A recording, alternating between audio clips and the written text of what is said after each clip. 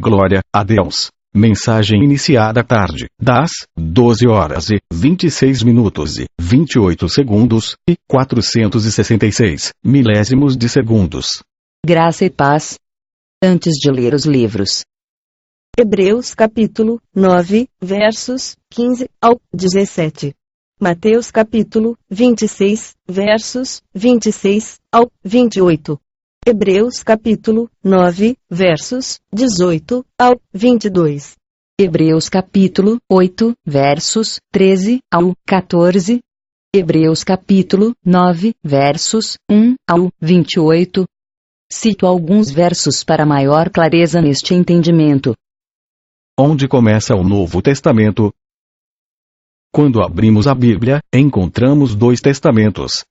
O Velho, no início, sendo o Novo Testamento, começando no livro de Mateus, com uma folha em branco escrito Novo Testamento desta forma, induzindo as pessoas a crer que após aquela folha, segue acontecimento ocorridos no período da graça. Onde começa o Novo Testamento? Vamos ler Hebreus 9, 15, 17 e aqueles que não podem ler, ouçam esta leitura assim que possível. Exatamente por esse motivo, Cristo é o mediador de uma nova aliança para que todos aqueles que são chamados recebam a promessa da herança eterna, visto que ele morreu como resgate por todas as transgressões cometidas durante o período em que vigorava a primeira aliança. No caso de um testamento, é imperioso que se comprove a morte daquele que o determinou. Porquanto, um testamento só tem validade legal após a confirmação da morte do testador, considerando que não poderá entrar em pleno vigor enquanto estiver vivo quem o fez. Em Hebreus 9, 15, 17 deixa claro que não há testamento válido enquanto o testador vive, sendo assim o Novo Testamento não entra em vigor com o nascimento de Jesus Cristo, e sim com a sua morte. Vamos prestar atenção. No tempo do ministério terreno, Jesus Cristo estava debaixo da lei, por isso disse, não vim destruir a lei, mas cumprir, e cumpriu conforme podemos constatar em várias passagens dos evangelhos. Antes da sua morte ele disse, Pai, está consumado. Cumprido. E por isso é mediador de um novo testamento, para que, intervindo a morte para a remissão das transgressões que havia debaixo do primeiro testamento, os chamados recebam a promessa da herança eterna. Porque onde há testamento, é necessário que intervenha a morte do testador. Porque um testamento tem força onde houve morte, ou terá ele algum valor enquanto o testador vive? Hebreus 9, 15, 17. Só há Novo Testamento com o testador morto, assim só vamos ter um Novo Testamento válido com a morte do Salvador. A partir daí temos um novo pacto, uma nova aliança, um novo testamento. Percebemos que o ato de consumação do Novo Testamento é o derramamento do Santo Sangue. Analisando as afirmativas do próprio Jesus, vemos que por diversas vezes ele mostra que apenas quando o seu sangue for derramado haverá testamento, pois um tratado, pacto, testamento ou qualquer documento físico ou verbal feito com o Criador geralmente era validado com sangue. Vamos examinar o livro de Mateus capítulo 26 dos versos 26 ao 28. Enquanto comiam, Jesus pegou um pão, deu graças, partiu, e o deu aos seus discípulos, recomendando, tomai, comei, isto é o meu corpo. Em seguida tomou um cálice, deu graças e o entregou aos seus discípulos, proclamando, bebei dele todos vós. Pois isto é o meu sangue da aliança, derramado em benefício de muitos, para a remissão de pecados. Por isso também o primeiro não foi consagrado sem sangue.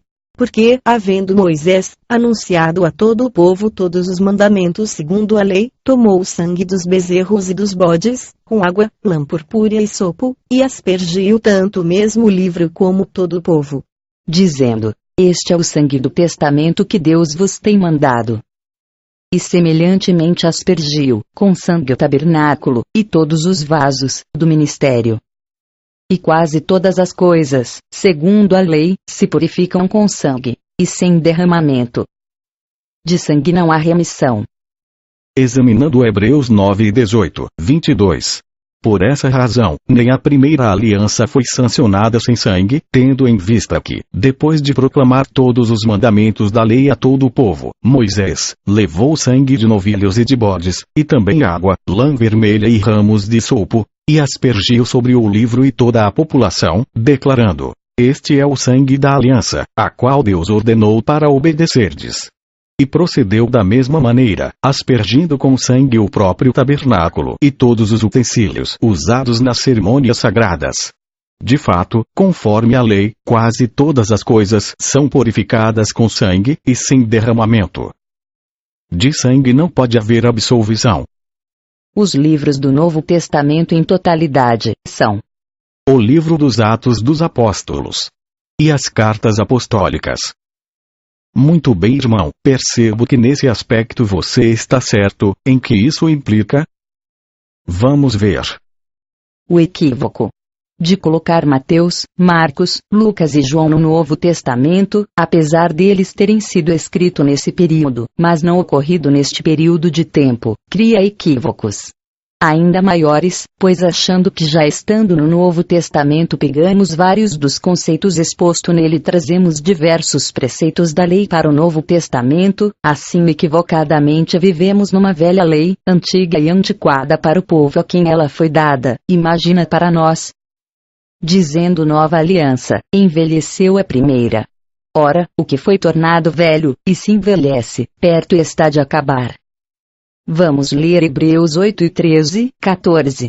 Portanto, se o sangue de bodes e de touros e as cinzas de uma novilha espalhadas sobre os que estão cerimonialmente impuros os santificar, de forma que se tornam exteriormente puros, quanto mais o sangue de Cristo, que mediante o Espírito Eterno se ofereceu de forma imaculada a Deus, purificará completamente a nossa consciência de comportamentos que conduzem à morte, para que sirvamos ao Deus vivo.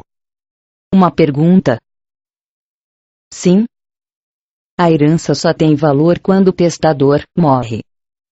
Mas no caso do Novo Testamento, Cristo morreu. E o testamento continuou sendo escrito pelos apóstolos, certo? Os 4 primeiros livros foi escrito pelo testador, ele caminhou e ensinou os discípulos, certo? Morreu no livro de João. E os demais livros escritos pelos apóstolos não têm valor? Resposta. Quando Jesus ressuscitou, ele ficou 40 dias na terra, instruindo os apóstolos. Jesus disse que iria para o Pai e enviaria o Espírito Santo, e enviou nos dias de Pentecostes, e o Espírito Santo capacitou e instruiu os apóstolos a viver e a ensinar a nova aliança. Pergunta respondida. Leitura do verso capítulo 9 de Hebreus. Ora, a primeira aliança possuía ordenanças para adoração, e também um tabernáculo terreno. Pois foi levantada uma tenda, em cuja parte da frente, conhecida como lugar santo, estavam o candelabro, a mesa e os pães da proposição. Mas, atrás do segundo véu, havia a parte chamada Santo dos Santos, onde se posicionava um altar de ouro puro para o incenso e a arca da aliança, também toda revestida de ouro. Nessa arca estava um vaso de ouro contendo o maná, a vara de Arão que floresceu e as tábuas da aliança. Acima da arca ficavam os querubins da glória, que com sua sombra cobriam a tampa da arca, o propiciatório. Contudo, não é nosso propósito detalhar esse assunto agora. Ora, logo após tudo isso estar assim preparado, os sacerdotes entravam regularmente na parte inicial do tabernáculo, a fim de realizar os atos sagrados de culto. No entanto, na segunda parte da tenda, o Santo dos Santos, somente o sumo sacerdote podia entrar, uma vez por ano, e jamais sem apresentar o sangue do sacrifício, que ele oferecia por si mesmo e pelos pecados que o povo havia cometido por ignorância. Dessa maneira, o Espírito Santo estava revelando que, enquanto continuasse erguido o primeiro tabernáculo, o caminho para o Santo dos Santos ainda não havia sido manifestado. Esse fato transforma-se numa ilustração para os nossos dias, esclarecendo que as ofertas e os sacrifícios oferecidos não podiam dar ao adorador uma consciência perfeitamente limpa. Eram tão somente ordenanças que tratavam de comida e bebida e de várias cerimônias de purificação com a água. Esses mandamentos exteriores foram impostos até a chegada do tempo da nova ordem. O perfeito sacrifício de Cristo. Quando Cristo chegou como sumo sacerdote dos benefícios que estavam por vir, ele mesmo adentrou o maior e mais perfeito tabernáculo, não construído por mãos humanas, isto é, não pertencente a esta criação. Não por intermédio de sangue de bodes e novilhos, porém mediante seu próprio sangue, ele entrou no Santo dos Santos, de uma vez por todas, conquistando a eterna redenção. Portanto, se o sangue de bodes e de touros e as cinzas de uma novilha espalhadas sobre os que estão cerimonialmente impuros o santifica, de forma que se tornam exteriormente puros, quanto mais o sangue de Cristo, que mediante o Espírito Eterno se ofereceu de forma imaculada a Deus, purificará completamente a nossa consciência de comportamentos que conduzem à morte, para que sirvamos ao Deus vivo. Exatamente por esse motivo, Cristo é o mediador de uma nova aliança, para que todos aqueles que são chamados recebam a promessa da herança eterna, visto que ele morreu como resgate por todas as transgressões cometidas durante o período em que vigorava a primeira aliança. No caso de um testamento, é imperioso que se comprove a morte daquele que o determinou. Porquanto, um testamento só tem validade legal após a confirmação da morte do testador, considerando que não poderá entrar em pleno vigor enquanto estiver vivo quem o fez.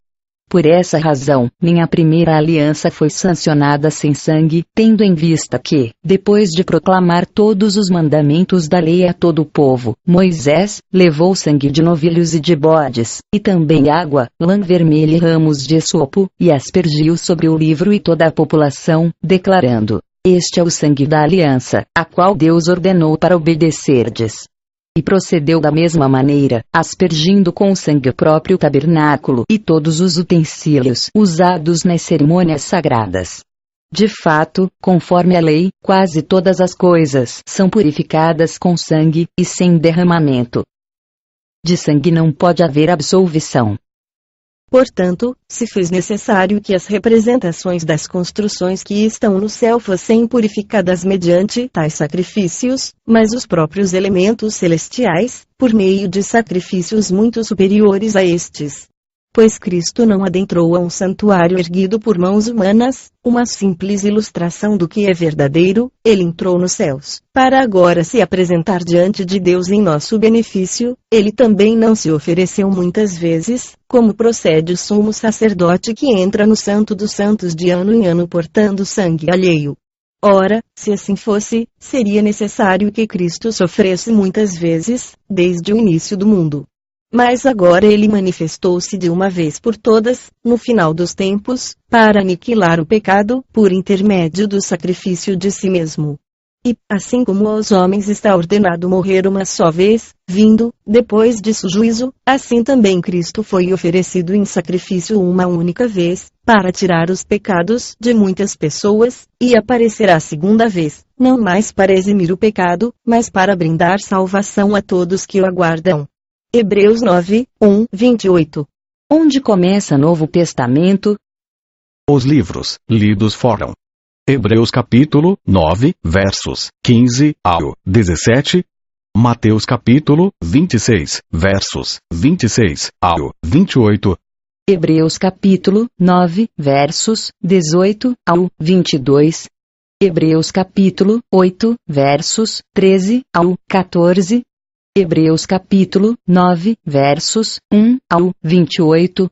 Observam a transição do Evangelho, Boas Novas, para o Novo Testamento. Inicia nos 4 Evangelhos do Senhor Jesus. Os livros do Novo Testamento em totalidade são o livro dos Atos dos Apóstolos e as cartas apostólicas. Os Evangelhos estão na verdade em grande parte ainda no Velho Pacto. No final do Evangelho de Mateus, no final do Evangelho de Marcos, no final do Evangelho de Lucas, no final do Evangelho de João. Glória a Deus. Mensagem terminada à tarde. das 12 horas e 41 minutos e 27 segundos e 450 milésimos de segundo.